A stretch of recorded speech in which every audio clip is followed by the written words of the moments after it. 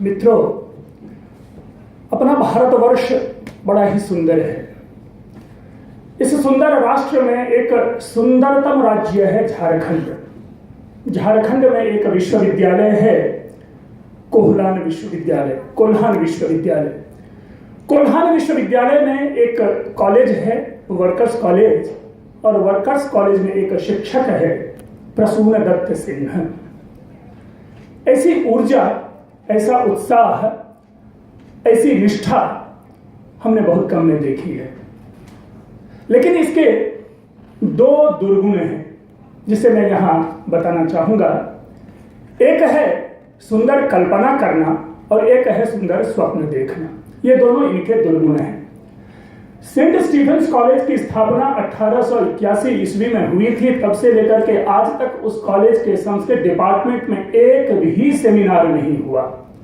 लेकिन जहां तक मैं जानता हूं कि अपनी नियुक्ति के लगभग 8 वर्षों के मध्य इन्होंने तीन बड़े बड़े राष्ट्रीय और अंतर्राष्ट्रीय सेमिनार का समायोजन सफलतापूर्वक करवा लिया। तो यह है इनका दुर्गुण, सुंदर कल्पना। लेकिन माननीय मंत्री महोदय, इनका एक सुंदर स्वप्न भी है, और वह स्वप्न है कि इस औद्योगिक राज्य को ज्ञान का राज्य बनवाया जाए। आपके सहयोग से बड़ा ही सुंदर संस्कृत विश्वविद्यालय की उद्घोषणा हुई और झारखंड में संस्कृत विश्वविद्यालय अपने कार्य रूप में आने वाला है। क्यों ना इसी क्रम में एक संस्कृत अकादमी हो जाए। मंत्री महोदय, मैं आपसे विशेष प्रार्थना इसलिए करना चाहूंगा कि केंद्र प्रशासन अनुकूल है, राज्य प्रशासन अनुकूल है, लोगों की मानसिकता अनुकूल है, और जब तीन तत्व एक साथ अनुकूल हो तो आपके सहयोग भी यदि अनुकूल हो जाए तो मैं समझता हूं कि यह औद्योगिक राज्य जो है यह स्वर्ग सदृश हो जाएगा।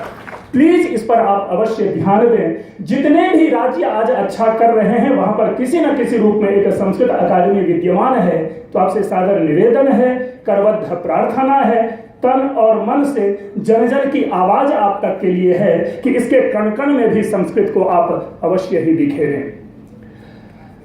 तीसरी सबसे बड़ी बात, जो ये 3 दिनों का सत्र रहा जिसका साक्षात संबंध विषय से है, इस विषय पे जिस प्रकार के विचारधारा, जिस प्रकार की बातें निकल कर आई, हम लोगों ने भी कुछ ना कुछ अवश्य ही ग्रहण किया। और सविशेष यहाँ के जो स्थानीय विद्वान हैं, जब उनको सुनने का मौका मिला तो हमें और मेरी आशा बढ़ रही है कि यहाँ पर ज्ञान की किरण ही नहीं, ज्ञान के प्रकाश यहाँ पर आएंगे। और अंत में मैं ज्यादा समय नहीं लूंगा, सभी लोग हैं बोलने वाले, वैसे भी मैं कम बोलता हूं। मैं बस इतना ही चाहूंगा कि प्रसून दत्त जी की ये दोनों ही जो दुर्गुण हैं वो सदैव बने रहे, और हम जैसे लोगों को ये अवश्य ही अवसर मिलते रहे कि इस ज्ञान यज्ञ में कहीं ना कहीं किसी न किसी रूप में एक पुरोहित के रूप में हम लोग भी आहुति प्रदान करते रहें। धन्यवाद, आप सब लोगों का बहुत बहुत धन्यवाद।